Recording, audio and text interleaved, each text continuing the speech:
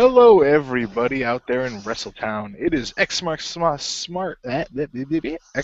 Spot. Thank you, with Richter Hammer, who apparently can't speak today.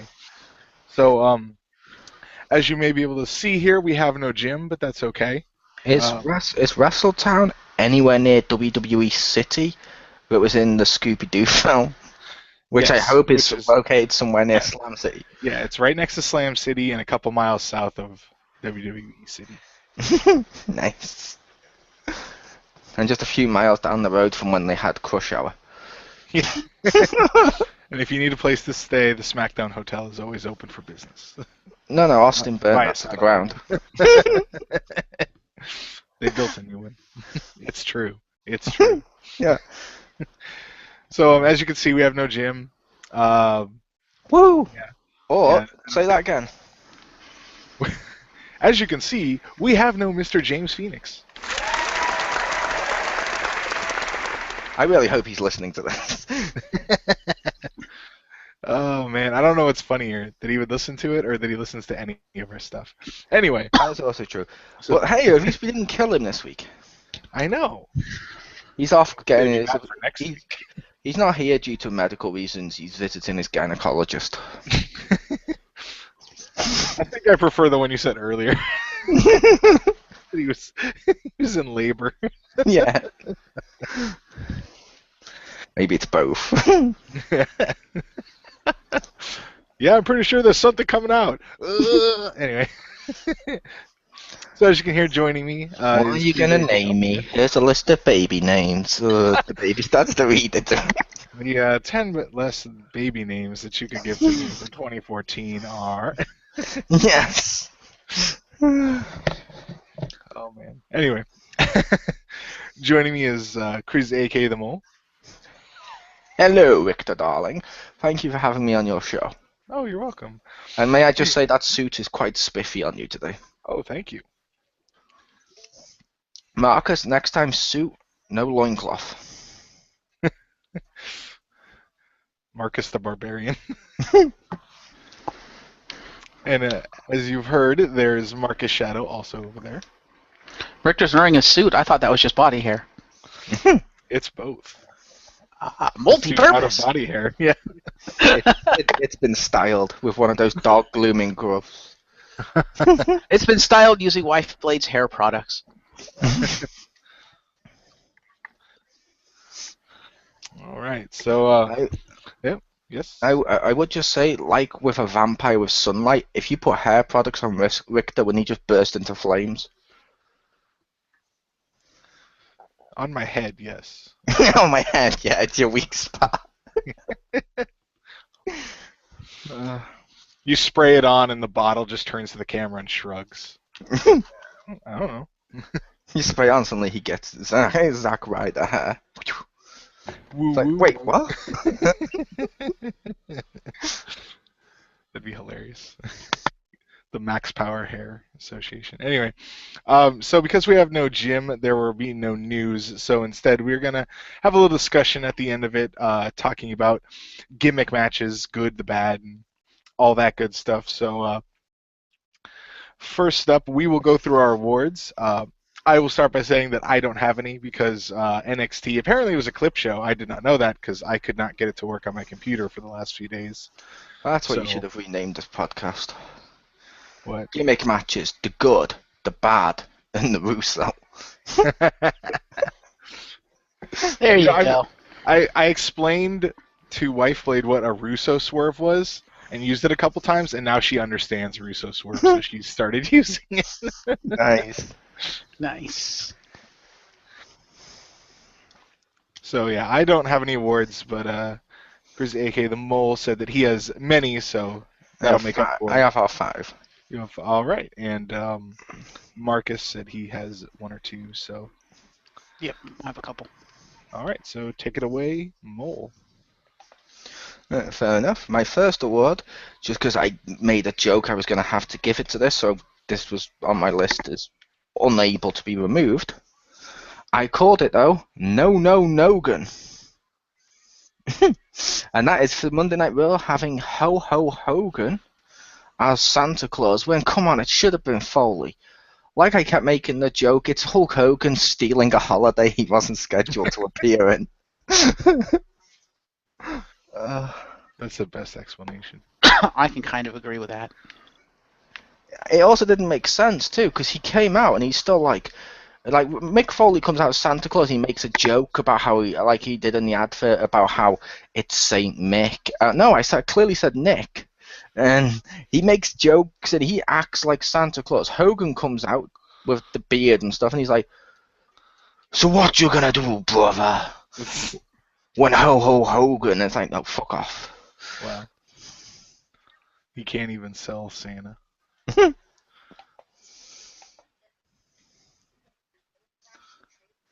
When he said brother, that's when thingy Vince Vaughn should have come out as Fred Claus. Hopefully I'm not the only person here to have seen that film, which was oddly enjoyable. I think you were. I don't think I ever saw it. Oh. Sad face. Sorry. Yeah, I don't think I've ever seen that either. It's hard to be a mole at Christmas. No. So on to Marcus. Alrighty then. So my first of 2 awards. I couldn't come up with a really good name for this, so I call it the Obscure Reference Award. And that is, I noticed a fan in the crowd had a Santa with muscles crowd sign. I was like, that's kind of awesome. That has to get an award. That is awesome. Back to Mold. Okay. I went with, are you ready for this? There are no miracles. Right, for the Miracle on 34th Street fight,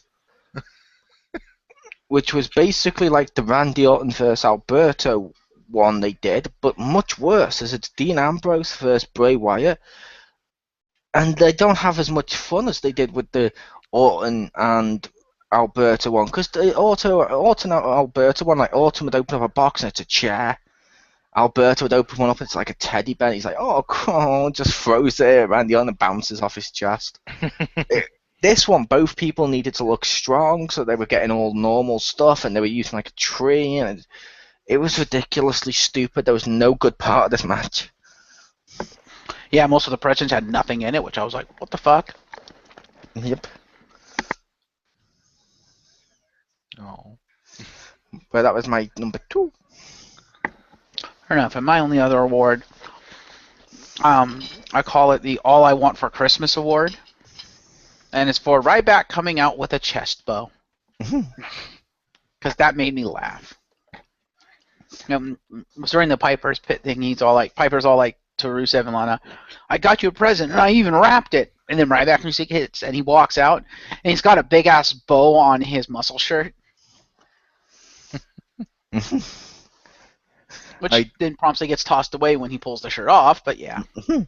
I do have that, but for later on. Fair enough. But that was a great bit. Yeah. So that's it for my awards. Go ahead and finish it off, Mo. Okay. My next matchup, my next award, courtesy of Monday Night Raw, is The Road to Nowhere. And that's because Kane appeared during all the festive stuff on the Titantron wreck and said the sentence, "Bah humbug," and looks down the camera. And that's it. It went nowhere. Me and Marcus have spent more time discussing where this could have gone. Like, oh, is he going to be visited by 3 ghosts in a hilarious skit? Is he going to come out and assault Hogan and try to steal Christmas Grinch-like and all this stuff? We put more effort into WWE's own skit than they did themselves, because all they did is have Kane go, "Bah humbug," and then leave. That was it. Wow. There was no point to it. It was completely pointless. Besides showing Kane hates Christmas, which you could have done easily just as much by having push a Christmas tree over. But I don't know what Marcus thinks about that. The Road to Nowhere. Yep, I agree. You're absolutely right. As you pointed out, we spent more time on that than they did, and it showed. Yep. I wish they'd have used one of our ideas. The next one I included on there, my next award is a pun that Crispy actually giggled at, and he doesn't like puns. My award is called Rye Back the Fuck Up. Thank you. Okay then. Rye Back the Fuck Up. And this is for Ryback, Rusev, Kane on SmackDown. Literally, Ryback goes against Kane, who was meant to have been treated almost as an equal threat to Ryback during their feud just a couple of weeks ago, but now he's in a feud with Rusev. Rusev comes out to cost Ryback the match. Ryback still manages to beat up Kane and overcome and knock Rusev off the apron and do his taunts the entire time. And then it ends with Rusev coming in the ring again later on. As Ryback goes for him, as Ryback goes to attack him, Kane gets in, Ryback turns around and he turns back. Boom! Rusev kick to the face, which spins him round, and Kane, but still doesn't knock him to his feet. And he's like dazed as Kane grabs him and choke slams him. I'm like, this whole bit just made Kane and Rusev look horrible. I get you wanted to try and make Ryback look strong, but here's the thing: as much as I don't like him, he already kind of looks strong. The steroids did that for him. I don't know how to feel about that whole booking. No, I don't know if Marcus has any thoughts on what he just heard, but that was no. Yeah, you have a point. It's like, yeah, like we get that you want Ryback to look strong, but it's like, does he really need to look strong? Yeah. Especially at that much of a detriment to the other superstars. It's like, no, that's just. And the thing is, I don't like Ryback, so that made it even worse. I'm just like, because I like Kane. Yeah, but I don't know what you think, Rick, about that. I don't like that booking. No. Yeah, it seems a bit out of out of character for. I mean, it's not. It hasn't even been 3 months. You think Yeah. they wanted to? Excuse me. You know, when they looked equal, Kane and Ryback in their feud like a week ago. Yeah, and the worst part about this is, I get you wanted to make Ryback look strong. You could have easily had him do the matchup with Kane and had Rusev cheap shot him after the matchup and take him on and have the commentators do their usual, boo, he cheap shot him. Ryback went through hell with Kane. And Rusev just capitalized, you dirty, dirty Russian. Maybe they don't say the phrase dirty Russian and spit, but still, they pretty much are almost up to that point. But it's like, come on, that would have worked so much more. That was just horrible booking. But my last one, and I will say to both of you two, please be seated. And make sure, because you will faint with this. It's called Am I Dreaming? SmackDown has a matchup. Rusev versus Dean Ambrose. There's no weapons involved. Dean Ambrose busts out submission holds and like actual wrestling tactics, as does Rusev, which, to be fair, Rusev can. But it was more of, we've been asking for some sort of matchup in which Dean Ambrose didn't need to do his arm flailing or his weapons. And they gave it to us, but they did it on SmackDown, so most people are just going to ignore it and say it didn't exist. But I'm watching, I'm like, is this happening? Am I dreaming? Wow. And to be fair, that was a fucking awesome match. And at the end of the matchup, basically Bray comes out and attacks Dean, and then it continues their feud. But that's probably the best part of their entire build-up so far. Because you had a great matchup and you had a heel jump a face in a way a heel normally jumps a face. It's so normal, but it worked. But I believe that's the end of my 5 awards. All right. So then on to our match of the night, or promo of the night, or promo of the night, I should say. So take it away, Marcus. Okay, am I going through both shows then at the same time? Yes. Or all All three right. if you happen to have watched all three. Sorry, No, Mole. I only saw NXT. Mole can cover SmackDown, but so for Raw, I wasn't really too impressed with pretty much any of the matches that night, which is evidenced by the fact that I only had 2 awards.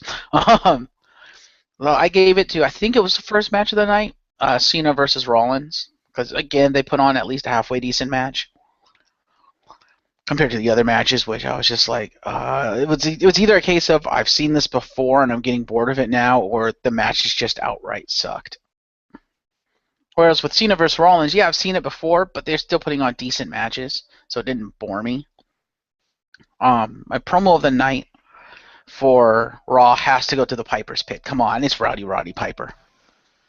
And I'm going to go violation. Oh?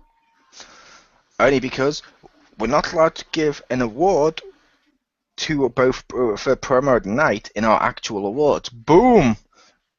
Although that would have only left you with 1 award, but still. Really? I didn't know that.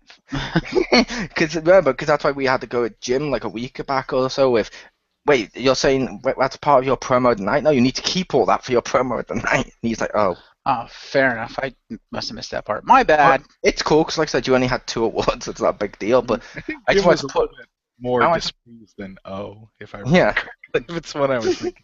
Yeah, more than displeased than just, oh. But yeah, I just remember, oh, okay. But see, Jim, Okay. an equal opportunist. Yes. And now I did watch NXT this week. And it was a clip show. It was as Mole and I had discussed earlier, as he pointed out to me, we would like to see the return of like Raw and or SmackDown near the holiday season here, like right before or in the case of SmackDown after Christmas, where they used to do empty arena and have the commentators sit there and reminisce about the year, kind of year in review thing, do a clip show, and that's what they did for NXT. That should have gotten an award. You think so? I thought about it. Yeah. That would have been but I didn't actually see it, but that would have been an award I would give. I would have given it A Christmas Carol. The show about the future showing the past while you're watching it in the present. It's the free ghost. There you go. Honorary award. But yeah, it was pretty cool because the 2 people talking actually about it that were sitting in the empty arena were Renee Young and Corey Graves. So it was actually pretty entertaining. But there was only 1 match. They did have a live match. I'm assuming it was pre-recorded, but for this show. But the match was a rematch. It was Charlotte versus Sasha Banks for the women's title. Charlotte had Flair with her this time, and of course Sasha had what's her face. I keep forgetting her name because she's not really relevant. And Charlotte retains. It was a really, really good match. That is my match of the night. Of course, it's the only match on the card because it was the card. But it was a really, really good match, and Charlotte bent in ways I didn't realize people could bend, because Sasha has a submission move, signature submission move that she uses, and she slapped it on her twice, and yeah, that could not have been comfortable for Charlotte's back. But Charlotte wins via a pretty interesting looking figure 4. She goes into the figure 4, and then as she torques it in, she does a bridge with her back to add more torque, and I'm just like, oof. And Flair looked unpleased. Like, They should be protecting Charlotte's back, because that's going to hurt like fuck when she goes up to the main roster and has to carry the likes of the Funkadactyls. Yeah. I approve. But again, it was a high quality match. Promo of the night. I guess I'll give promo of the night to the hosts, Renee Young and Corey Graves, because they did a great job. They didn't bore. It was informational, and because like all the other promos that night were just from the clips, and at least half of what they discussed, which kind of made me go, was fucking our evolution, which just happened 2 weeks ago, and I'm just like, really? You want to talk about the year, and you're only going to talk about what happened in the last month? Yeah, that's really going back and looking at the year, people. Yeah, which I slightly giggled at that when you were like, well, I guess I can give it to them. technically you would have to give it to them for the same reason as the match if it's the only one. Well, no, I could have given it to like Sasha Banks or Charlotte because they I had thought, some. I thought you said this was the only. I thought you said this was the only promo besides the repeats. No, I think Sasha, one of them had like a promo because like when they do the match and they have them come out and then they do a cut to a pre-recorded promo Ah, for the match. Yeah, they did that, which wasn't terrible, but I'm like, yeah, I like Renee Young and Corey Graves. They did a good job, so I gave it to them. see, I wish WWE would stop showing those pre-recorded messages and stuff because it just means when The Rock shows up, it won't feel as special.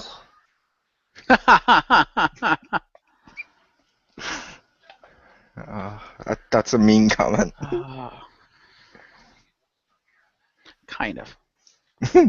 But yeah, so those are my match and promo awards for the week. Mule. Well, fair enough. My promo of the night for Raw went to Piper's Pit because that was awesome. As like Marcus said, I had named this for the promo when it was one of my awards and moved it down to promo of the night. I named it because he had the bow on him, so he's like a gift. And obviously, like kids always try to guess what it is. I made the correct thing of, is that a Goldberg action figure? Thank you. But yeah, it's a case of he has the bow on him and stuff, and I'm like, which was hilarious. The whole Rowdy Woody Piper is just awesome on the microphone. The second they announced Piper's Pit, I was like, this is going to get an award, isn't it? This is going to be the promo of the night. I can just see it. And it was. My match of the night for Monday Night Raw, I went with Brie Bella versus Natalya. Pardon me. Brie had Nikki Bella, and Natalya had Tyson Kidd. Natalya won the match. She looked great doing it. She knocked Nikki off the apron, and Nikki sold her knee being hurt again and stuff, while Tyson Kidd supported Natalya while also looking concerned for Nikki and stuff to fuel that bit of the drama. And I thought that was a great match. But they were mine from Raw. For SmackDown, I went with the opening promo of SmackDown, which was basically started with Hulk Hogan in the ring as the host of SmackDown. And out came Seth Rollins talking about how he was the future of him and how Hulk Hogan needs to endorse the future, and started to make jokes like that, and it was hilarious. Then Ziggler comes out and talks about how he's beat Seth Rollins before, and how every time Seth Rollins has curb stomped him, he's always got back up. Then they're talking. Big Show comes out and talks about how he's going to easily knock out Hogan and knock out Ziggler right now. Then Roman Reigns comes out, and it was just a great little promo. Great way of starting the show. My matchup for SmackDown went to Adam Rose versus R-Truth. I was actually surprised by what they did in this matchup, because I'm going to say R-Truth versus Adam Rose. Predictions on how it ended? Something to do with the bunny. Okay, how about you, Rick?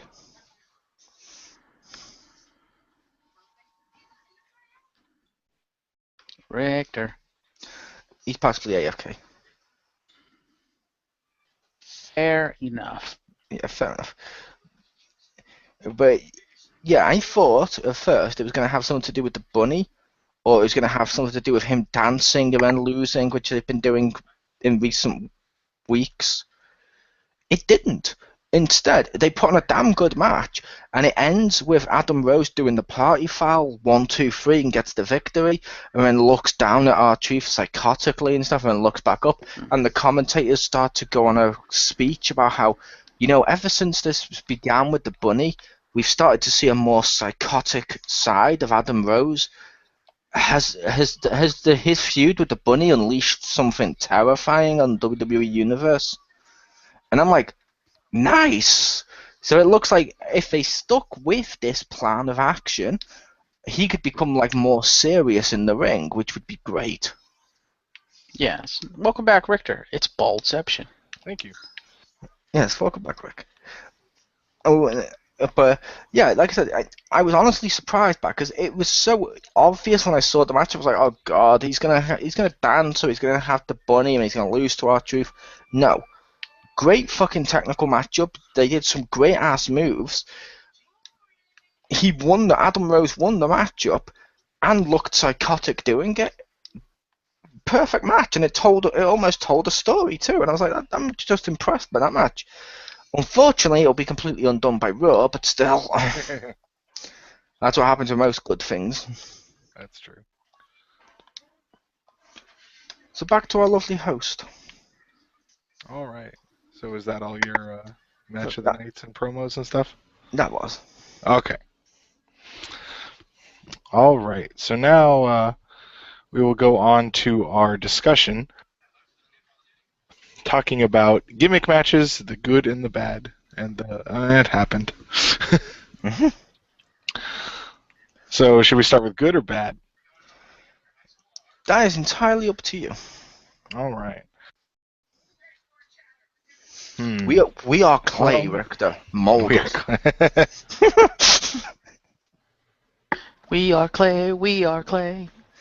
Yeah, we are clay, Richter. Mold us.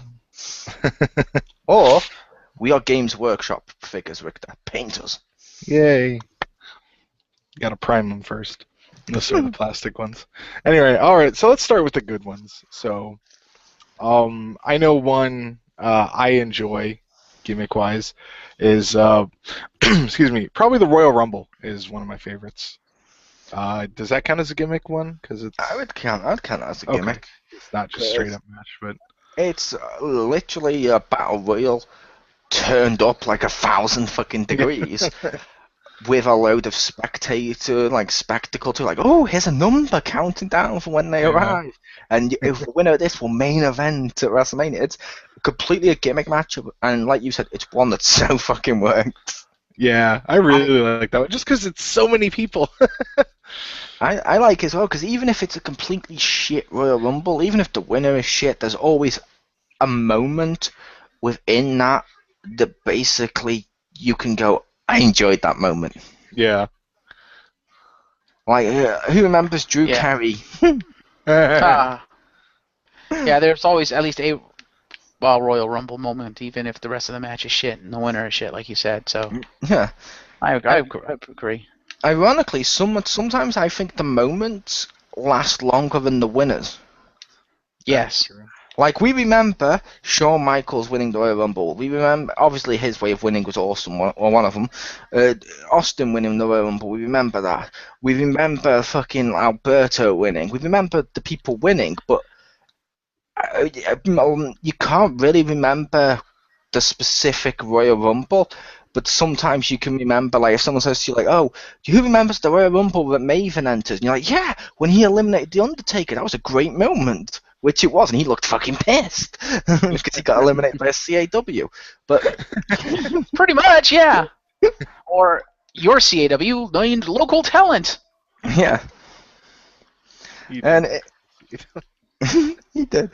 But I remember that moment. I remember one of my favourite moments, which is just a small, tiny moment in recent years, at least. I loved Hornswoggle in the Royal Rumble. Only because I found it fucking absolutely hilarious when I pointed that out to, I think, Crispin or what. I was like, did he just... And then they show the replay and we see it, and he's like, yeah, he did. He did. As Hornswoggle gets thrown underneath the bottom rope thing, I slide out the ring. As he's leaving the ring, you clearly see Undertaker kick him up the ass.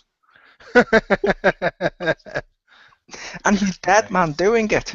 So it's Undertaker's dead man just turning around, seeing Hornswoggle and kicking him out the ring.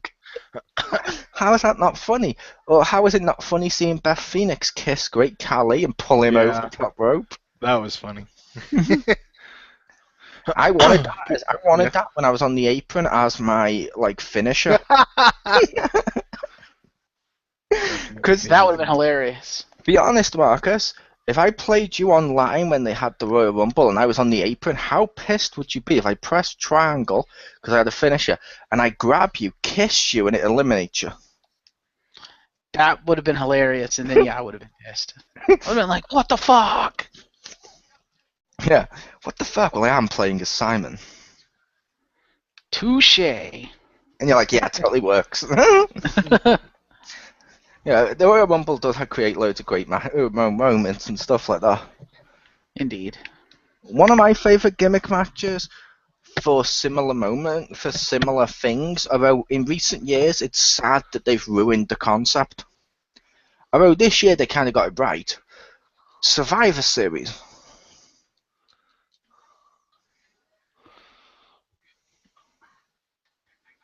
No? Okay, what about Survivor Series? It's a good match. Yeah, that's what I was talking about, the Survivor Series concept. We were talking about the match Yeah, types. the elimination. Yeah. Yeah, they kind of fucked it up in the game, but yeah. Yeah, but like I said, in recent years, it's sort of become an afterthought of like what they just stick them all together Yeah. randomly, and Yeah. the matchup isn't as the best matchup on the card. Yeah, it's almost like, because in Survivor Series past, it's been a huge build up to that specific match. Like they would build storylines and stuff around that specific match happening. Now it seems like it almost seems like they're doing it as a formality because it's a tradition, and it's kind of Yeah. getting in the way of storylines. So they're merging storylines just so they can have that match, which I'm Although like, I this don't know if I like that. this year did it right, I feel, because they did make the Survivor Series matchup feel like the most important one on the card. True. It felt like it should have existed, and it told a story and stuff. It's like that's great. That's probably one of the better Survivor Series matches. But I enjoy Survivor Series as well because it used to be in the past. There used to be moments like the Royal Rumble. Like, I don't know if you remember. Do you remember Yokozuna being in any of the Survivor Series matchups, Rick? I do not know. One of them, which I fucking absolutely loved, he got into the ring with Undertaker. He gets him into the corner, and this is like old gloved Undertaker with the like original Taker. He does the bonsai drop.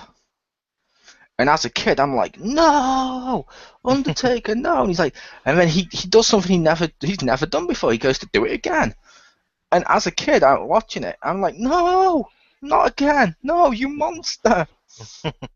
And Undertaker sits up, and Yokozuna misses with the bonsai drop. And I was like, it's just a small thing, but as a kid, I was like, holy fuck! And then those two end up fighting outside the ring. I'd never seen this in a Survivor Series matchup until then. They end up fighting outside the ring. Yokozuna whacks Undertaker's head off the stairs, and it does it a second time, goes to do it a third time, and as he does it, Undertaker then does the quick look up, grabs Yokozuna and does it back to him. And as he does it, the referee counts 10, and both men get eliminated at once. And I'm like, that's a great moment. It's like it was also a great moment when Lex was in the Royal Rumble and slammed Yokozuna again. Because, yeah, I'll admit, nowadays when it comes to the feat of strength, like, oh, Cena's lifted up two guys again. And it's like, okay. I've never been that impressed with the big feats of strength that they do in WWE. I don't know if anyone else here feels the same way. Where it's like, oh, look, he's lifted. Yeah. Brock's finally managed to F5 the Big Show. And I'm like, well, you spent the whole feud talk about it's going to happen. Well, there's that, and the fact that a lot of these feats of strength nowadays, it's stuff we see almost on a regular basis anyway, whereas back in the day, it was stuff you never saw up until that person did it.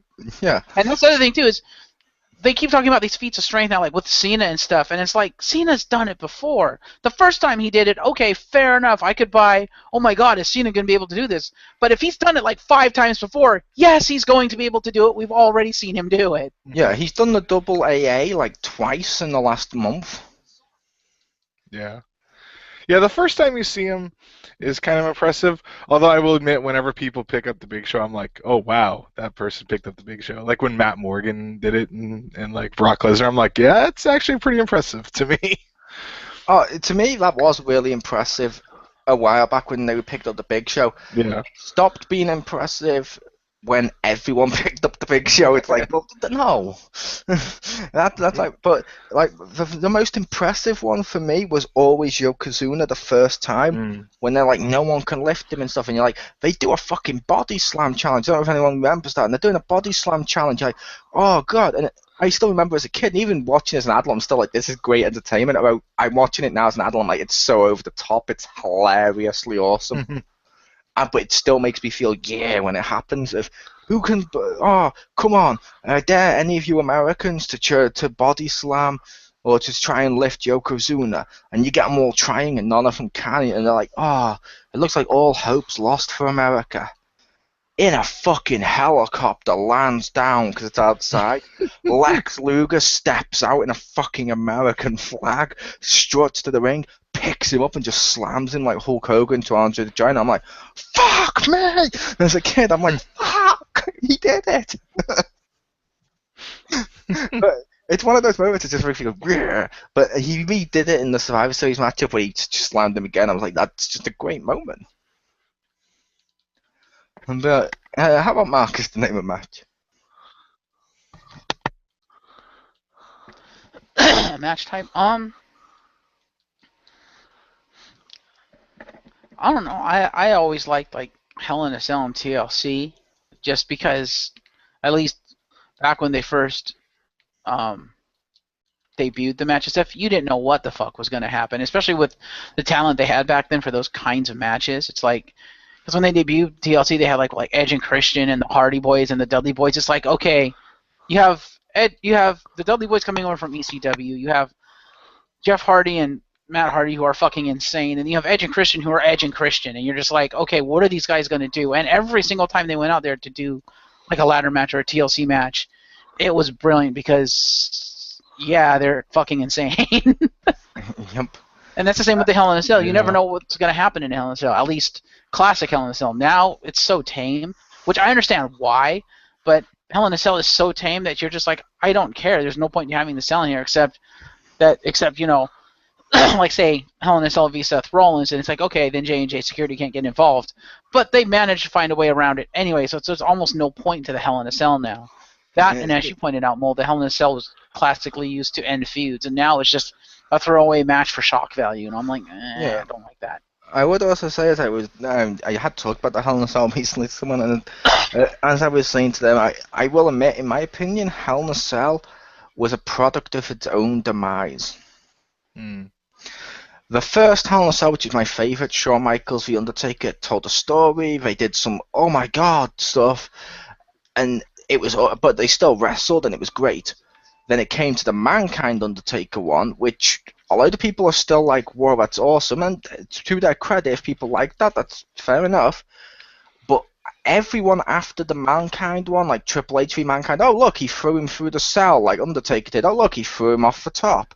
Even the six-man top one, it was like Undertaker had to choke, I say choke slam, I mean it's more of a gentle push by the throat to Rikishi, but into a truck full of packing material that was clearly there for safety. But let's ignore that. Let's overhype it like it was Mick Foley going for a table again. Because why the fuck not? But you know what I mean? It was a product of its own demise. After the Mankind Undertaker one, everyone wanted to see someone go off the top, someone go through and see the same spots instead of something new. That's true. Which that kind of disappointed me, but it was still a great match, and TLC was great. Like Edge and Christian via the Hardys versus the Dudleys, great. The second one, great. When they then decided to do a third, and they added Chris Jericho and Chris Benoit, no Benoit jokes please, that was still a great product. That was still a fucking awesome matchup, and it added a new element. Seeing John Cena versus Ric Flair in a TLC, no, that was not great. That was just big muscular action figure beats on an old guy until he blades. Yeah. I think I can understand why the TLC matches like nowadays aren't anywhere near as good as the ones back then, because because of the whole safety thing, which I completely agree with. You want to make sure people aren't going to get injured and whatnot, and with the new rules with the wellness policy and stuff, there's certain things you can't do. Fair enough. But because of all that, people just can't be that innovative in those kinds of matches. That and the people they book in the matches doesn't, a lot of times, at least in my opinion, with the more modern ones, don't lend itself to innovation in a match of that type. I would actually say, ironically, I think it's because of another match. Because the TLC was about getting mid-carders noticed. Like, that put Edge and Christian and the Hardys and the Dudleys more on the map than they were before. I'm not saying they weren't on the map, but it put them on the map. They had something to prove. Nowadays, that's Money in the Bank. And when you see Money in the Bank, it's the multiple men in a ladder matchup, and you get stuff like, even Sheamus, who you'd say probably wouldn't lend himself, he fucking powerbombs Sin Cara through a ladder.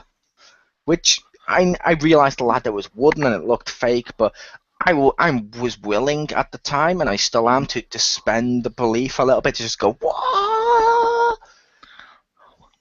You broke a ladder with Sangara, what? And that's where those types of stuff from the TLC used to go, and now TLC, ironically, it's almost like with actual WWE superstars, TLC was a mid-carder and was always trying to get itself noticed, and suddenly it becomes mainstream and sells out its values, much like Cena and all the other ones. And then suddenly now there's another one who's pretty much like him, Money in the Bank. But I don't know if that's just my logic with that, or if anyone else actually agrees with that, or thinks, oh, that's kind of silly. Well, see, the thing is with Sheamus, I could totally buy him as being pretty innovative in a TLC match because he's a relatively big guy, but he's also very agile for his size. So I could see him with his strength and his agility. I could actually see him doing some pretty cool stuff in that type of match. Granted, he really hasn't, but the powerbomb onto it was pretty cool. And that's stuff that only big power through it, but that's stuff that only big power guys can do. And that's one of the good things about Sheamus is, again, he's a big power guy, but he is quick, so he could do other stuff. Whereas if you put someone in there like the Big Show or the Great Khali, they're basically going to do a couple power spots, and that's going to be it. It's not going to be anything really all that flashy. Yeah. I would argue Big Show definitely did something innovative, unless you forgot his ladder, in which six or seven people could climb up at once. Yeah, that was awesome. I do have to, yeah. I wish he had Big Show stairs for his stairs match, but yeah. I want him to have a Big Show table so we can have a Big Show TLC, because we've seen his giant chair, we've seen his giant ladder. I want to see his giant table, which he sits down with his giant chair to eat his giant meal. Yes. Yes, he needs a table because, as we've seen, there's a Divas table. Why not a big table? Does he get his own cell too? Like, yeah. Big Show Hell in a Cell. But in a hilarious manner, it's really tiny, so he has to spend the whole match on his knees. That would actually be kind of funny. Which, yeah, that's something else which has changed with Hell in a Cell. Now they try to force the oh my god stuff into it instead of concentrating on the match. Like, who remembers when they brought back, and I'm using the term loosely because they were not the original style, but who remembers when they brought back DX? Mm-hmm. Who remembers DX versus McMahon's? Who remembers leaving a Hell in a Cell and your best moment of a Hell in a Cell was seeing an old guy shoved up a giant's ass?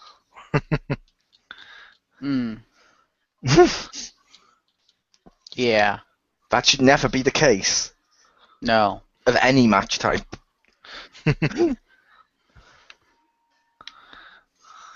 Well, how about you? Agree. Yeah, definitely. I just meant with your match types. Well, you did. I didn't actually have it down, but you reminded me when talking about it. I do actually like the Money in the Bank match. I loved the concept of Money in the Bank at first. Well, a lot of like the early ones, I think, had some really good spots. Like, as much as we make fun of them, Shelton Benjamin had some really good moments in those. Yeah, he did. I loved Shelton Benjamin, to be fair. I make fun of his mama, but I loved Shelton Benjamin. He was a little bit crap on the microphone, but the dude was fucking awesome. Yeah. Well, usually Marcus and I sometimes make fun because there was like a time where it felt like he messed up a lot. Like, he would screw up something, but he was still like, oh man, he had some really, just he was an innovator with that stuff. Yeah. Like, he's the one that innovated the let's lean the ladder against the ladder and run the fuck up it and kill somebody at the top. Yeah, it's like, I would also say with the Money in the Bank matchup as well, it also creates moments like Royal Rumble and stuff. Yeah. Not just within the matchup itself though, because, and I know not everyone liked it, but I'm sorry, the first time Edge cashed in Money in the Bank, I was like, this is the greatest fucking thing ever. He can cash in Money in the Bank anytime he wants. Cena, bloodied, dead after Elimination Chamber. On this day, I see clearly. And he's coming out, and they're like, wait, is he cashing in now? Well, they did say any time, no, not like this. And it was fucking amazing. And the second time he did it as well was kind of fun. And RVD mixed it up by making it so that, okay, it's going to take place, but I'm going to tell you, I'm going to cash it in fairly. Great. Although the bad thing has been recent years where it's just been, oh, we're going to cash in and then fail. Oh, we're going to cash in and fail and the bell won't ring. It's like, fuck off. I don't like all the failed cash-ins that they Yeah, feel they have to do every year to try and make it like it's a surprise when it actually happens. It's like, no. The surprise would be if you made it unique. Like, make it something awesome. that would be nice. Like, it says you can go, do it like the video game does. Where it says you can cash in on any title. Because how awesome would it be if, say, someone like Miz won that title? And now, maybe not Miz per se, because I know this doesn't suit the Miz character. I'm just using him because of how he is now. Or Cody Rhodes. Cody or Stardust wins the Money in the Bank. He's holding the briefcase, and you're like, okay, he's going to cash in on the world champion. He's going to cash in on the world champion. And he cashes in on the tag team champions with his brother. That would be fucking hilariously awesome. And he's like, well, I could have gone after the world title, but right now I wanted to help my brother. And it's like, that would be amazing. It's like, I kind of wish they'd do a Divas one where you can cash in on the Divas champion. That'd be fun. That would be cool. A gimmick matchup I kind of liked, which I know not many people here liked, but I liked some of the ECW, not the ECW, some of the WCW original matches. Like, as much as the film made it a joke-ish, I loved the triple cell. The triple cell was fun, and each area of the cell has weapons at the top, and it was a great layout. It was a great match. It was kind of fun to see. It was like a great concept. I also loved. loved. They had to climb the cells. Yeah, you had to climb from like the bottom one into the second layer, and it had like weapons, and then the third layer had like specific weapons, like just like Jeff Jarrett's guitar or something, which was awesome. I also loved like the junkyard match where they had a matchup in a fucking junkyard, which was awesome, and it looked brutal as fuck. Still have both of those matchups on VHS tapes. Nice. And technically, I believe one or two of them are covered on one of my many WCW DVDs. I forgot. But I'm not sure if you guys remember either of those two match types. Not particularly, no. I remember seeing like, like clips from it, but I didn't actually see it happen. So.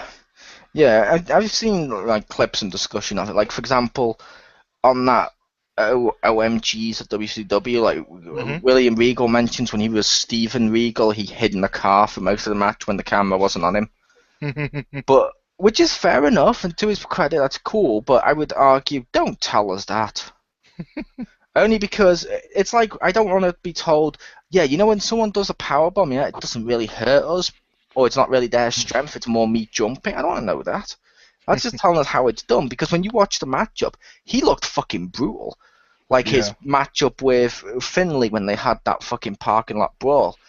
It was fucking brutal. Like, they would literally do proper punches to the car and it'd bust their knuckles open and stuff. It looked painful, real, and brutal, and that made it wonderful. True. I do want to see that parking lot brawl.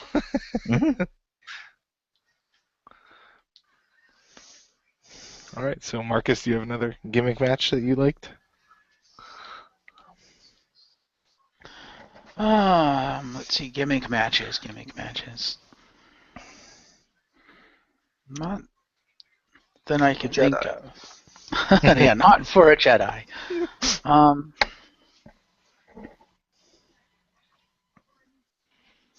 don't know. It wasn't really a great match type, but I kind of liked what they tried to do with it, and that is the Lion's Den.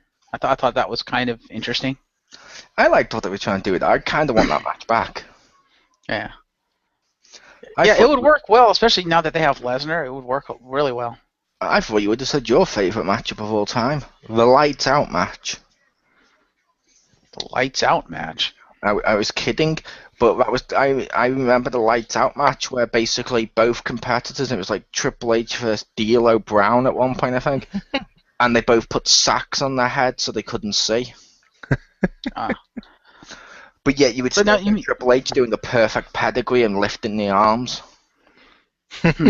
with no sight, like he's fucking dead.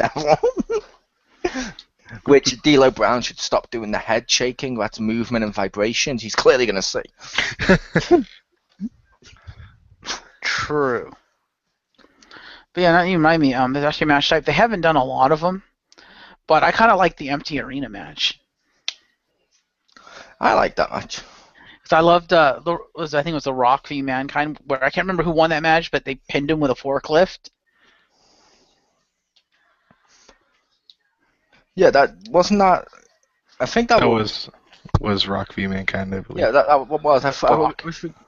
I was thinking Rock won with that. I couldn't remember. I think so, yeah. Yeah, I think The Rock won that, yeah. I couldn't remember who won, but yeah, I thought that was brilliant. It's like, they have the whole ring, they can do whatever they want. It's like, what's The Rock doing? Wait, is he pinning him with a forklift? Yeah. Like, that's not fair. A human can't go against a hydraulic forklift.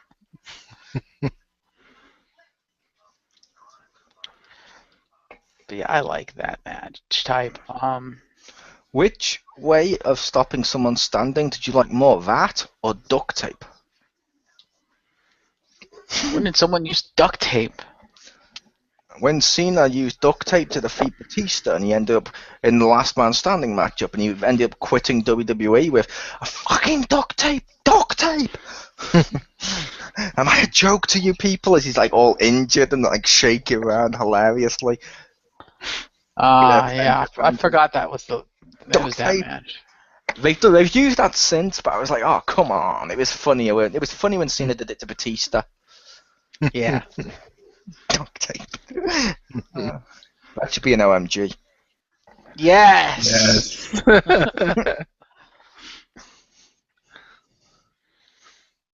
You have to have 3 finishers to do it. Yeah. Is it also wrong? And this is slightly off topic, but is it also wrong with OMGs in the game? I would kind of like 2 OMGs to be able to cancel each other out. Oh. Like let's say Marcus has the OMG where he can put handcuffs on me, similar to like what The Rock did with Mankind in the I Quit match, which is a gimmick match of people, so it's on track. Where he put handcuffs on him and beats him with a chair, so he can't do much. Marcus has an OMG that does that. When he does that and puts them on me, though, that's how it normally works. But I've built up the same, and I have the same OMG. So I press the button, and I can like Super Cena and snap the cuff. I think that'd be great. It's like some OMGs, if you both have it, can cancel each other out. If you both do it, I think that'd be kind of cool. Yeah, counter OMG. Yeah, like, imagine if I did my Undertaker suicide dive on the game as an OMG, and right as I did it, you had enough finishes built up, it was the same as my suicide dive, so it activates your catch finisher, so I dive, boom, RKO. That'd be awesome. That'd be so awesome, and I'd be dead. And it's a street fight, so Mark is like, oh fuck, trying to roll him into the ring. Richter comes out with a forklift.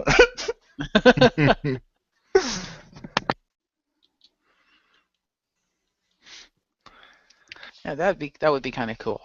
Future wish list. Yeah, it's. I'd like to see some. Go ahead. Oh no, go ahead. I was gonna say I'd like to see some more diva gimmick matches. Because they don't do a lot with the divas. It's just your standard regular match, your tag match, and depending on what divas you have, they've done like a tables match here and there. They've done in the past like a hardcore match, but they don't do a lot with the divas. It's like I want to see them do more. I don't know if you guys agree with that. I could agree with that. I've mentioned that in the past.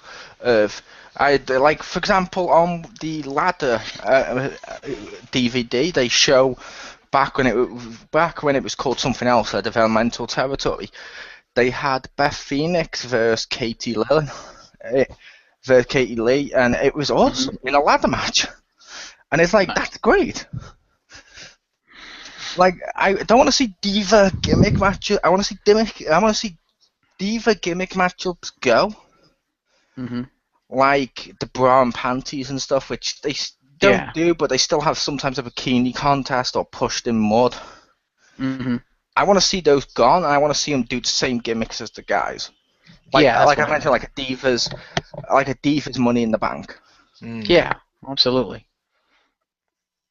Well, hell, why don't you give the Divas some of the guys' gimmicks that have disappeared? Like, instead of Money in the Bank, because you might be like, oh, the Divas can't do that. How about if you do a tournament leading up to the pay-per-view and you call it Queen of the Ring? With the That'd be winner awesome. getting a title shot at the Divas Championship in the future. It'd be like, that's cool. I could agree with that. I would like to see that. I don't think they would do it though. I don't trust them, but that would be awesome. Also, what I'd like to see is that I'd like to see them institute a Divas tag belt so they can do stuff with other Divas that aren't involved in the main Divas title feud. Because all too often you have a lot of Divas that aren't doing anything, so they either end up literally not doing anything, or they get shoehorned into the Divas title feud, which they have no business being in, or they basically whore them out. Which I'm like, no, you could make a tag belt. Yep, they could make a Divas tag team belt. That'd be kind of cool. I will give a shout out to a matchup I liked as well. And yeah, it helps that it was introduced by like my favorite wrestler of all time. But I loved the casket match. Mm. In recent years, it hasn't been as good, but back before they were always using weapons and shit, like early '90s, before the Attitude Era and stuff, like the casket match. It was so awesome when you got that casket matchup because it was a normal matchup. The only thing was you had to put them in a casket, and that one slight little change of how you win changed everything. And you also got some great fucking hilariously stupid stuff, but yeah, it was awesome. Like, for example, it took like 30 fucking guys at one point, or like 13 guys, whatever it was, to take out Undertaker. Mm. But that was back when the urn gave him powers. The second they grabbed the urn and they opened it up and all that green shit came out. And I know some people might be saying, but no, when you open up the urn, a spotlight comes out. No, they did the green mist first.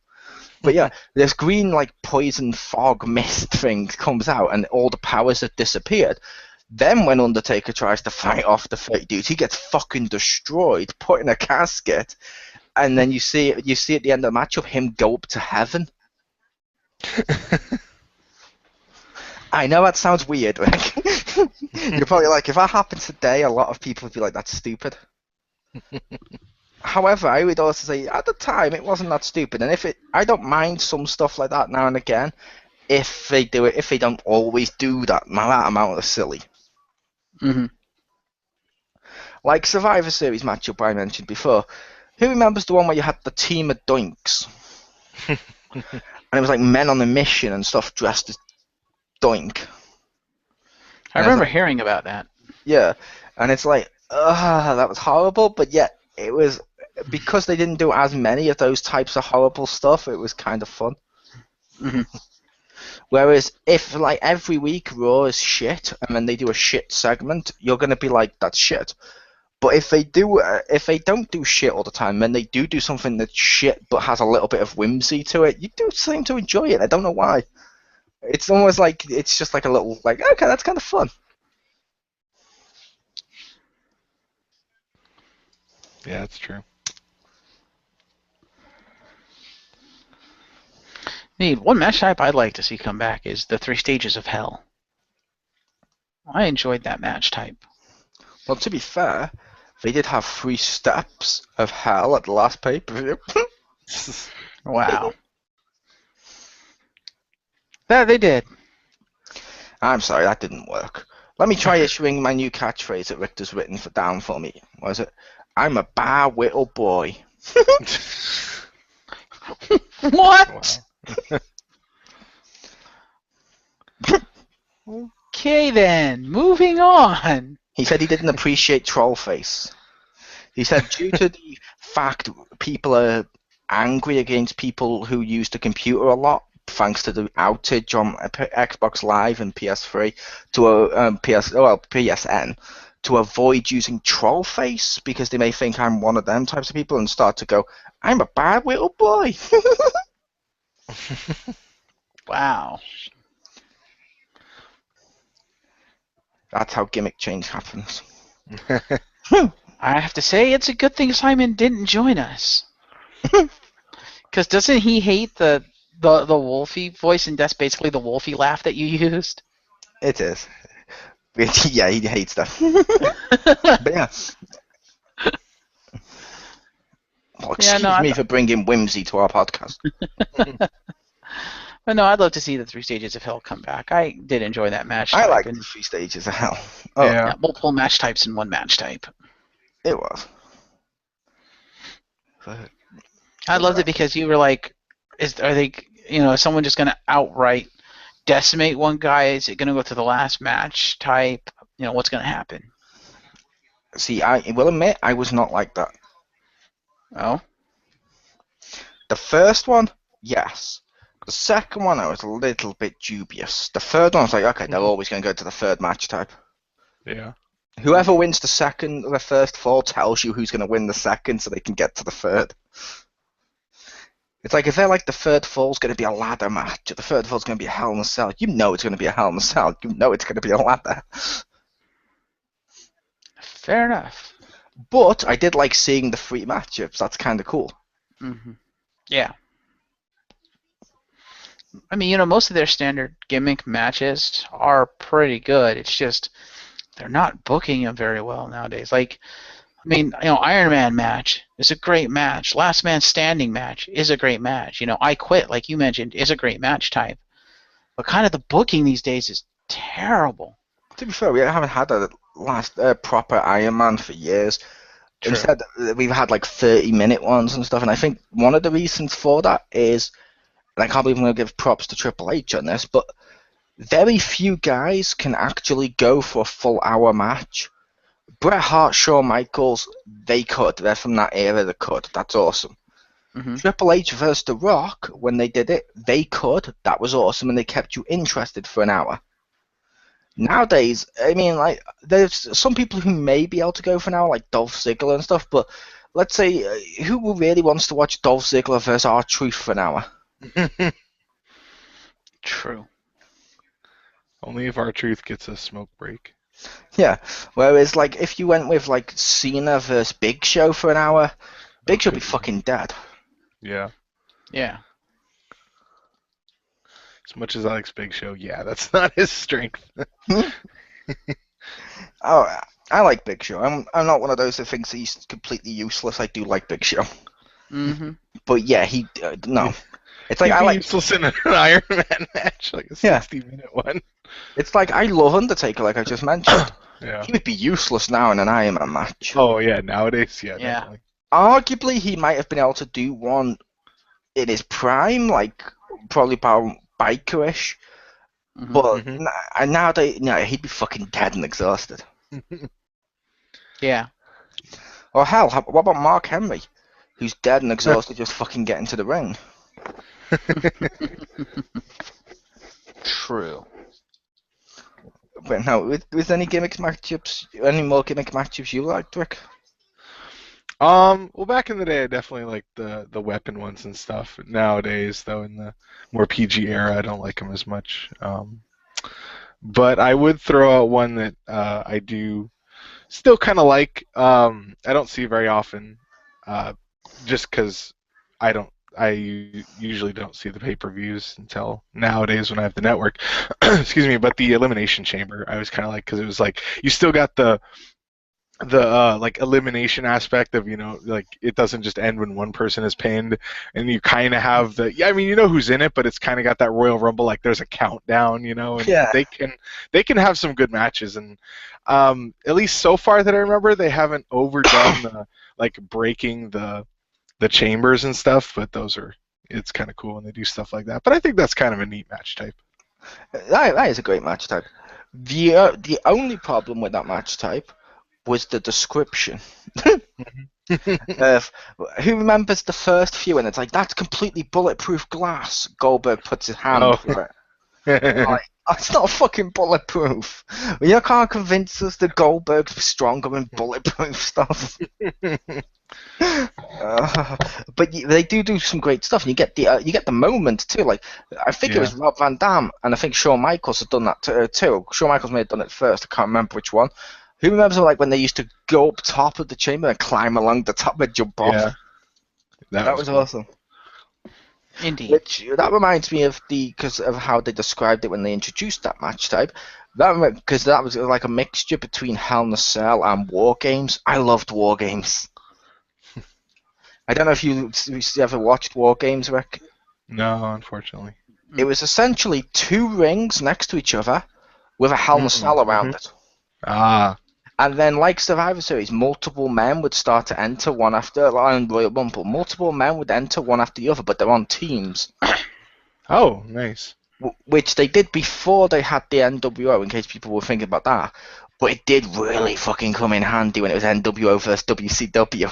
That was like a perfect fucking combination. If you had the right match type, the right feud, everything. It's like that's just a perfect combo. And then it went overboard where every one of them was WCW versus NWO. And some of them were NWO versus NWO, and it's like, no. But I like to see the good. Everybody is in fighting. Do do do do do do do do do. But I was surprised you didn't take the other one. That's Rick. I think ECW did it first. I thought you may have taken either the death match or the scaffolding match. Yeah, I think so. You like them? I like. They were. Yeah, I mean, you can't do much wrestling on them, but they were, an interesting spectacle to see. And they were. I will say one which is purely for shock value and awe. I loved the matchup in terms of quality wasn't that good, but the sheer concept was great. I loved Big Show versus JBL in the barbed wire cage. No one remembers the barbed wire cage. No, I don't. It was one of the SmackDown pay-per-views, and it was Big Show versus JBL in like a barbed wire cage match, and you had them like pull down the barbed wire because it was all along the top of the cage as an excuse for Big Show not to climb out. But they then pulled it down, and they like gouged each other's face with this barbed wire and shit, and there was like loads of blood, violence. It was just a great match for just sheer carnage. Violence. But the feud was also built up well as well, because it was one of those feuds of JBL's always cheating to win. He's against Big Show, this unstoppable monster, and you've put a cage around it so he can't escape, and you've put barbed wire around the cage as well so no one can interfere. And he still overcame, yes. That's what made him a great heel, but it was a case of it was just perfect in terms of everything. It lived up to what you wanted, and it was just great build up for the feud itself, which does actually add to a load of match creations, I feel. Like Hell in a Cell.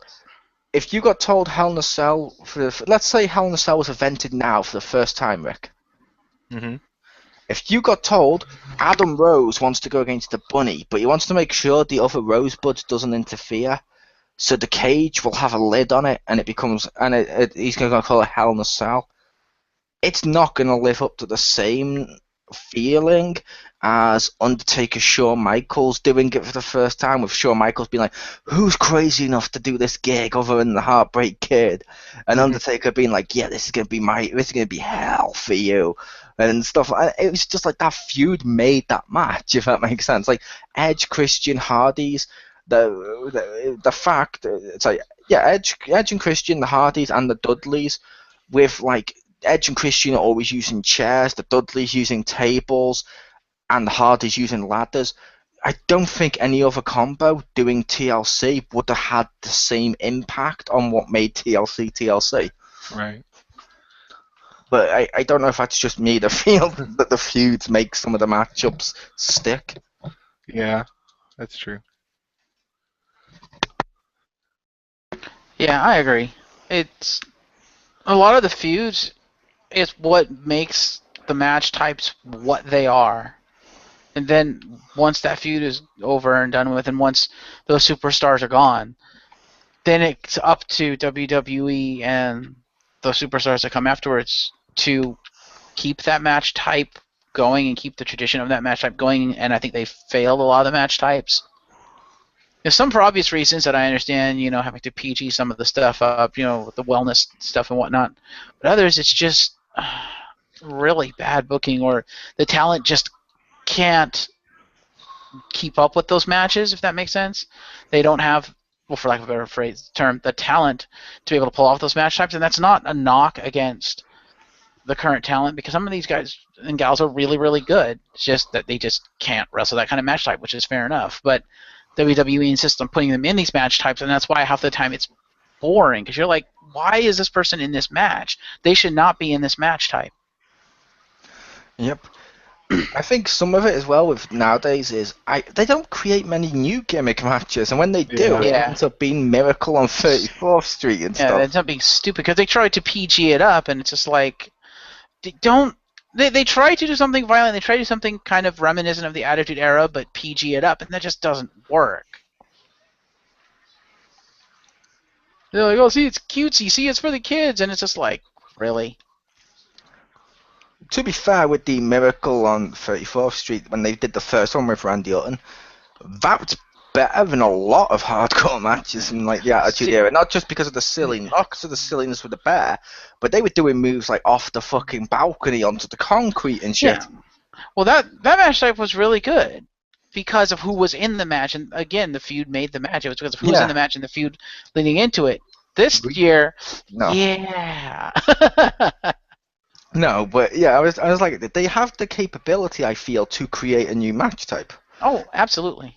Possibly. I mean, I know there has been loads, but I would like to see match types, which we should do that in the future. Create your own match type. Yeah.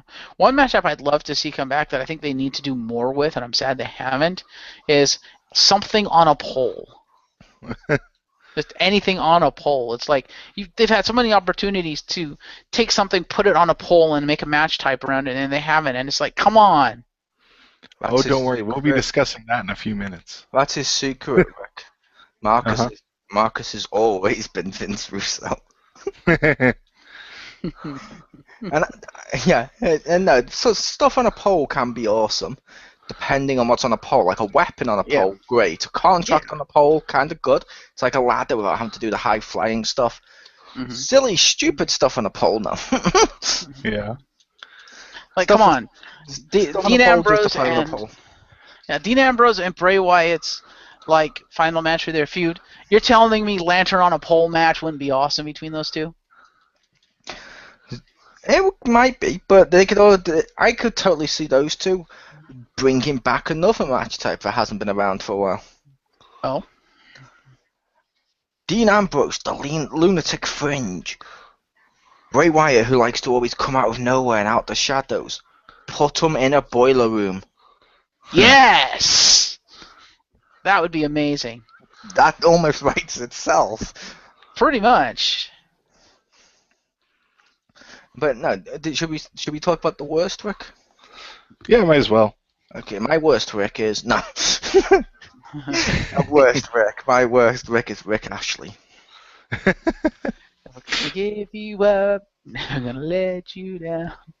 Although I will say that may be a problem with this podcast. A few times we always mention we hate people who have the phrases "never" and "give up" in some sort of song or in some sort of merchandise material.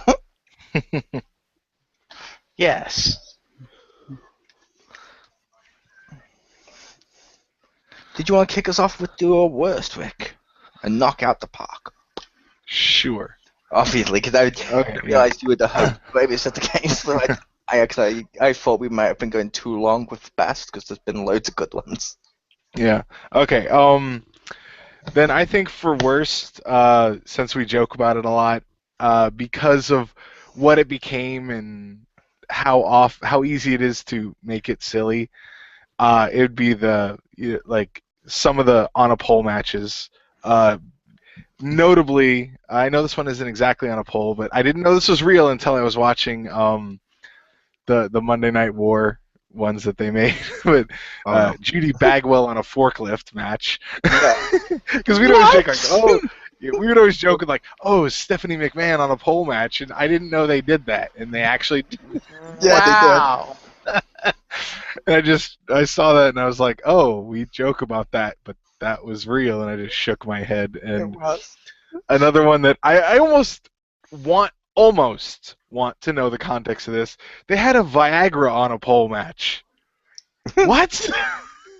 Like, why not just get the pole? It would anyway. But Was it Ric Flair v. Hulk Hogan? no, I swear. Based off what I remember them showing was they showed it up there and it was like a bottle that had Viagra written on it. Like it was like the ghettoest thing ever. And I swear Billy Kidman was there and I was like, what? Like I don't know. Not sure I want to know. I'm pretty sure Tori Wilson didn't think he needed Viagra. I know, right? Or if you have Tori Wilson, you don't need Viagra. Yeah, or that too. Yeah. It's just I don't even know. If he's with Tori Wilson and he needs Viagra, he should start questioning his sexuality. But I don't know. Did you ever remember that one, Mole? Or I did. I remembered the forklift. It was hilarious because his mother was so precious to him. She was the original Shelton's mama. She did call she called the JR one time when he couldn't when he was sick or something, and he's like, "What?" There's a story where he said that, and he's like, he had his mom call me. And he's like, I called him up and I said, "Your mom is never gonna call me again unless it's to wish me a happy birthday. You are a grown man. You will call me yourself." And it's, when we bring back when WWE 2K or whatever brings back story designer, if they bring back match creator as well, there will be Mrs. Shadow on a forklift match.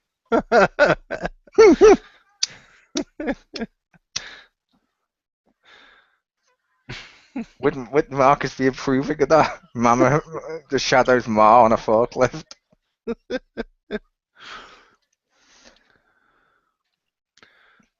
Sounds like a yes. It does sound like a yes.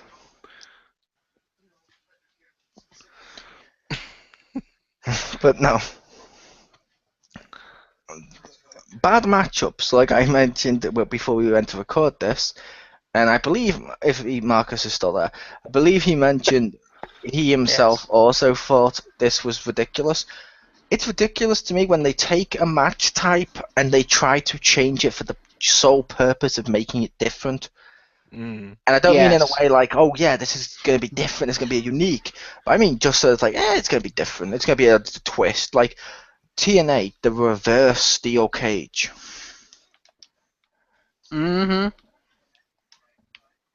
Yeah. Did you go, don't you sass me. Is it wrong? I imagined him doing the hand gesture and the head went on.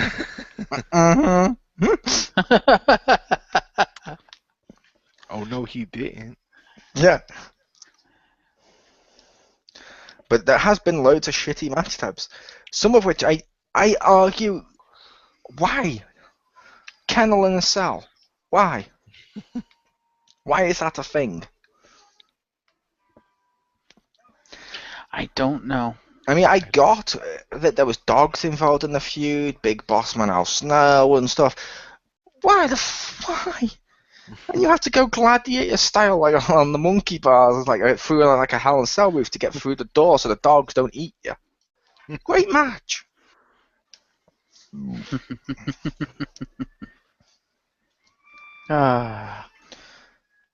If I wanted to fear for dogs, I'd play Call of Duty Ghosts. Thank you. Rick, how about when they did this? I think ECW did this, but I know some independent ones have done this, just because of who's always involved. Staple match. where you're allowed to staple someone, Yeah. Wow. and they always give it to New Jack, the guy who loves to injure his opponents. And I don't mean like Ryback, who injures his opponents because he's fucking retarded. I mean, New Jack goes out of his way, like he gets a sick pleasure out of crippling someone or injuring them. Like he stapled a guy for real in one of his matchups, and he laughed about it because the guy was white. Pretty much. I mean, that's literally what he said. He was like, "Yeah, well, the white guy had it coming. What? What? The white guy doesn't like being stapled?" And I'm like, "What? Does that imply black people like to be stapled? I don't know what this is implying." But I don't know what Rick feels about the staple matchups, because I'm like, no, that's dangerous and stupid for the sake of being dangerous and stupid. Yeah. Pretty much. Yeah. Good old New Jack. Good and New Jack should never be in the same sentence. Unless it's good. I totally enjoyed New Jack City. Okay, fair enough. God, I remember all those films like New Jack City, Menace to Society, Boys in the Hood, and all those when they all came out. They were kind of cool. That made me sound old. But yeah. They were good, but since we just now obviously we're just shooting the shit with the bad matchups, because I'm sure people don't want to be thinking about the bad matchups. But does anyone else have any? Probably a lot of what they do with the divas, I would say. Yeah. Some of that stuff silly, like the and this is gonna sound really weird, but like when they do like the mud wrestling and all that stuff, I'm like, okay, Like the bra and panties matches. yeah, and it's like, or usually for me, it's like when they're in that swimming pool, the like inflatable pool at the like next to the ramp stage, you know, like, Yeah. and they're just there, and it's like, okay, this you couldn't put it in the ring, and like I kind of get the appeal, but at the same time, they're just, you know, like Yeah. like sort of wrestling in like pudding, and it's like that's not that cool. Yeah, like the Thanksgiving turkey gravy match. Yeah. I would argue bra and panties, if done right, made sense. True. Like China versus Ivory when she was right to censor, because it was the whole thing of like when you shave Kurt Angle, it humiliates him. Stripping Ivory humiliates her. Mhm. Fair enough, but yes, the pudding, what the fuck? Or what about the other one, like the Playboy ones where they hit each other with pillows and they Oh, act yeah. like it's a fucking chair? And I mean, it's who like on a remembers the giant wrestling bed. game? Yeah, who remembers the wrestling game where you hit them with the pillow and it was like a chair? It'd even make a dunk and they'd be knocked out. Mhm. Uh, yeah, some of those have been Yeah. horrible Yeah. and overly sexist. Yeah. No wonder they always feature Joey Lawler. Mhm. Yeah. Be honest, he's judged so many of those. Yes, he has. But does Marcus have any horrible match tips?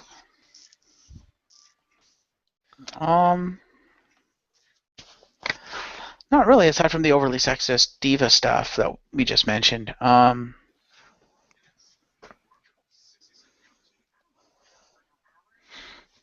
I think if they're gonna do like no holds barred type stuff or no DQ stuff, have only one or two match types. I mean, it says it all when you have Jericho putting himself in a match against Paul Heyman, and all three match types are the same match type, even though they have different names. It's like, do you really need that many variations of the same match type? Yeah. Although with the storyline they were doing with that, I think that was almost WWE acknowledging the fact they were the same match type. Oh, but they were ridiculous. Yeah. No holds barred, street fight, hardcore, extreme rules, Yeah. no DQ. I don't know the difference between these. The only time some of those the street fights work and it's a good match in my opinion is when it's themed. Yeah. Like Memphis Street Fight, and then they all have guitars and stuff, or Nashville one. It's like, that's kind of cool. Mhm. Yeah. I can agree with that. How about for bad match? Paul Bearer in a concrete Oh grip. yeah. Wow. Yeah. Undertaker against the Dudleys. Every time he goes to do him, every time he does like a move or two, cut to Paul Heyman telling him, "Whoa, whoa, whoa, whoa! You shouldn't be wrestling. Here you go." And then a bit of cement increases on Paul Bearer, who's in the casket, going, "Save me, Taker! Oh yeah, save me, my Undertaker!" And then the end of the matchup, he fucking buries. Oh god, that matchup was so stupid. It sounds stupid. It was so stupid, but it's one of those you kind of have to see it. It's a train wreck you want to see. Yeah. The only way that could be more stupid is if it turns out what happened at I think it was TLC with Dean Ambrose, where the TV went off in his face, or the pay-per-view before it.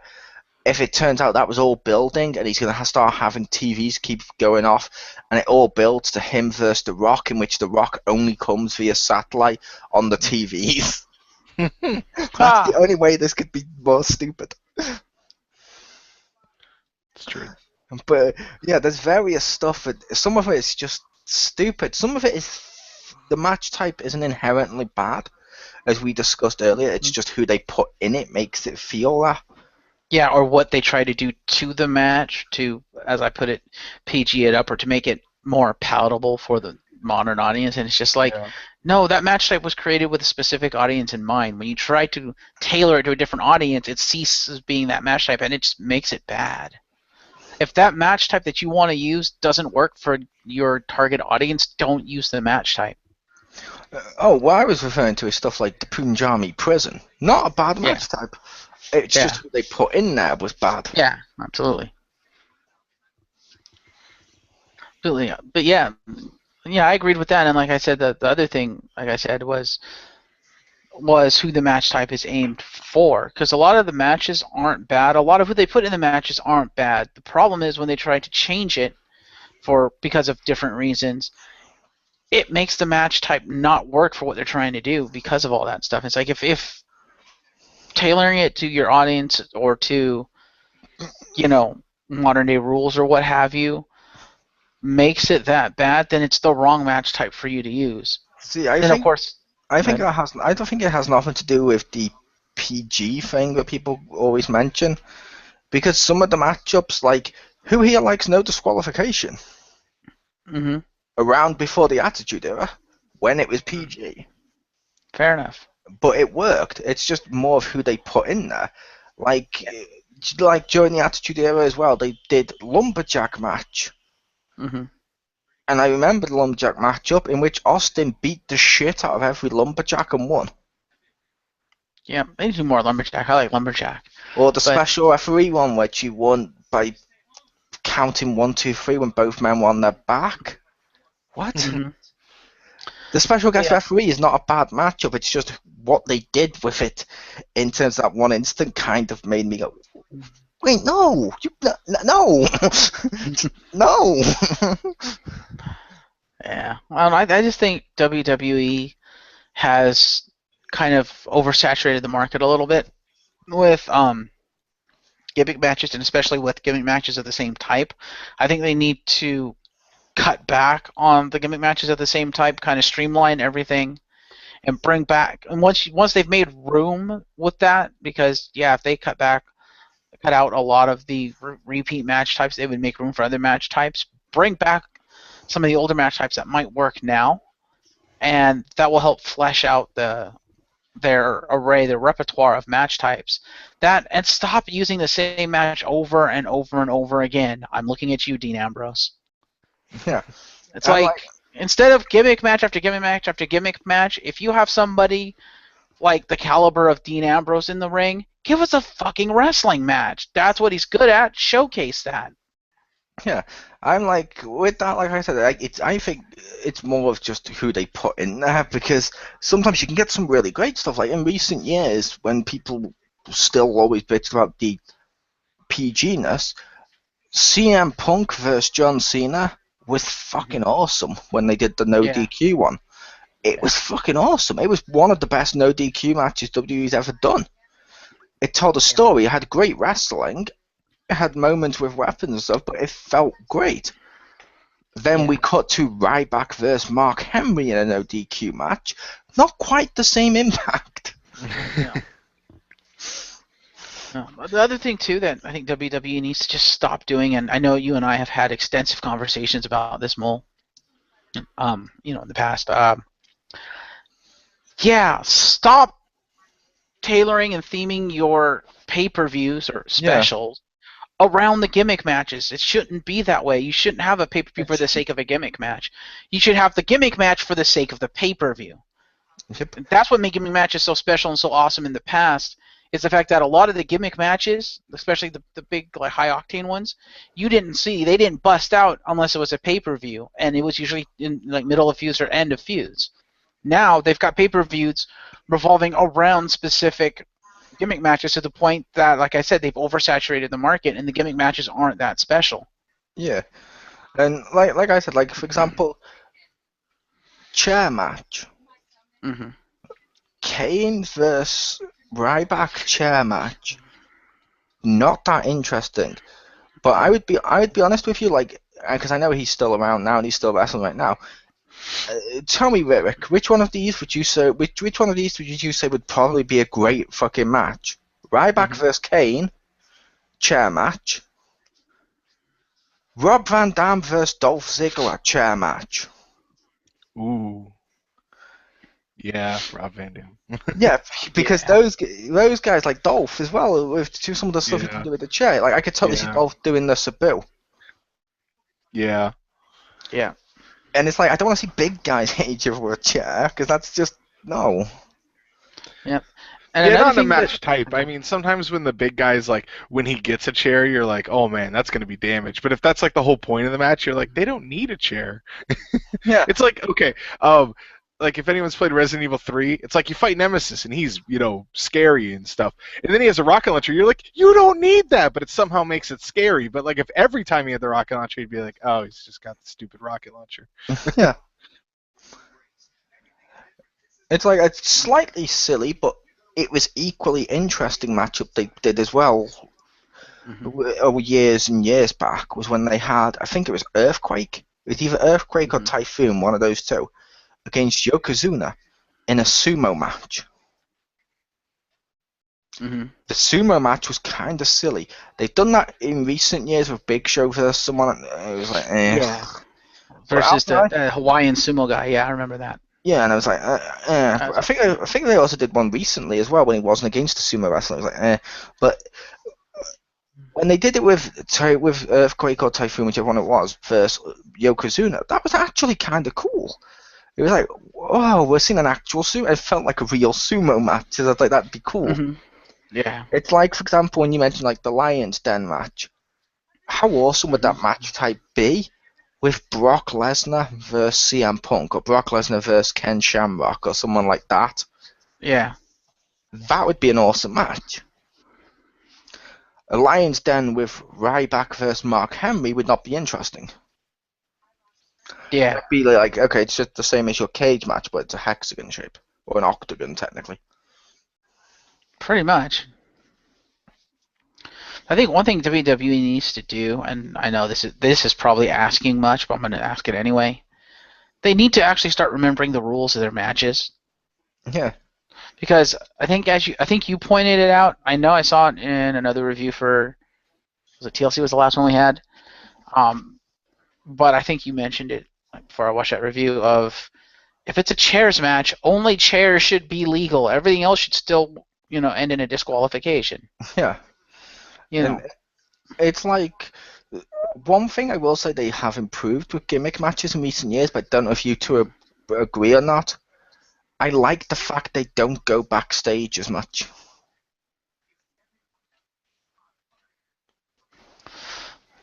Because with the backstage stuff, whenever they go backstage, I'm always of the opinion no one benefits, because the audience watching it live at the arena have just spent $100 or whatever to sit and watch a TV.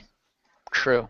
And the actual ones watching at home, we get stuff like, One of them, someone took like a 30 or 40 foot fucking fall onto concrete. And you're like, this has clearly been filmed earlier, so you've done camera trickery, so you could get round. That's like, no. It's like, hell, some of the ones, like, you know, like when you did, like, for example, like Attitude Era, when they used to use weapons a lot. Go back and rewatch some of those match types when they went backstage. It's kind of hilarious. The reason it's kind of hilarious is because I think Val Venus was in one of them when they did that. They hit him, you know, at ringside with a kendo stick. Mm-hmm. He got a big slash on his back. When he went backstage, it suddenly disappeared. But then it reappeared when he came back to ringside. Clearly, they filmed it. They filmed the backstage stuff separately, and it feels that way. And I'm like, no. I don't want that. Now, they don't do that all the time, or not all the time they do that, but the fact they've done that enough, I'm like, I like it kept at ringside. It makes it feel personal, and there is a lot of shit you can do at ringside too. Yeah, that's true. But I don't know what you and Rick. I don't know what Rick feels about that. I think mostly for the benefit of the people that are actually there, a backstage segment kind of sucks. I always felt like that. But I miss them because then they took them out of the game, and I liked them in the game. Like in, I believe it was WrestleMania 2000, where you could like drag them from the ring and go to the back in several rooms. Like that in the parking lot brawl. When they're done well in the game, I love them. But it's not something I would necessarily want on them to show all the time. I agree, and I like them in the actual. I like them in the game too, like the one where you could go to Times Square off a helicopter. Yes. But I think that's partly due to, as we've discussed in the past, the game, while it should be, I do kind of like what they've done this year where it's more simulated, but sometimes I do like some of the over-the-topness in there. Like, I kind of want moments you wouldn't be able to see. Yeah. Absolutely. Yeah, like killing people by throwing them off the top of the cell. Yep. Because, like, I'm sorry, I don't recall really ever seeing Shawn Michaels super kick someone off the top of the cell, because I think that would probably kill them. Or power bomb, Batista bombing someone off the top of the cell. I'm pretty sure gravity plus height plus Batista driving you back first off the cell would probably kill you. I would say the Batista bomb, I would argue the super kick probably wouldn't, because that would be almost no different to Undertaker lightly pushing Rikishi. Yeah. True. But yeah, like a last ride off the top dead. Yeah, pretty much. Or choke slam. That would probably kill you. Yep.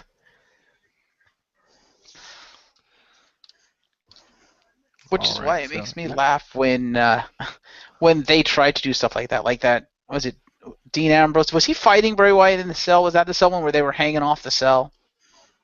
It was Seth Rollins, I believe. Seth Rollins, where he headbutts him and then goes, oh shit, and jumps off. Yeah, it's just like... they've managed to obscure in the highlights, thank God.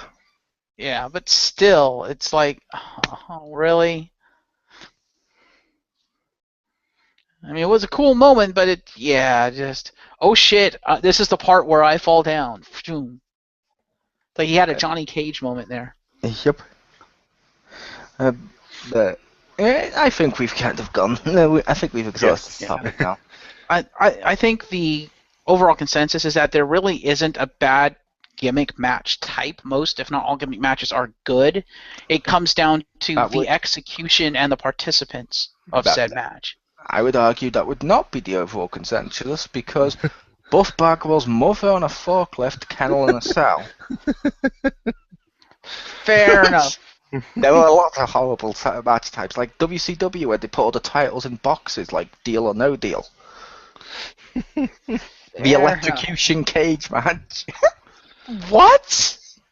Yeah. Don't remember that one. But yeah. Did you want to take us out, host? Yes. So there you have it. Good discussion on some good and bad match type gimmicks, and some do so. So yes. The good, the bad, and it happened.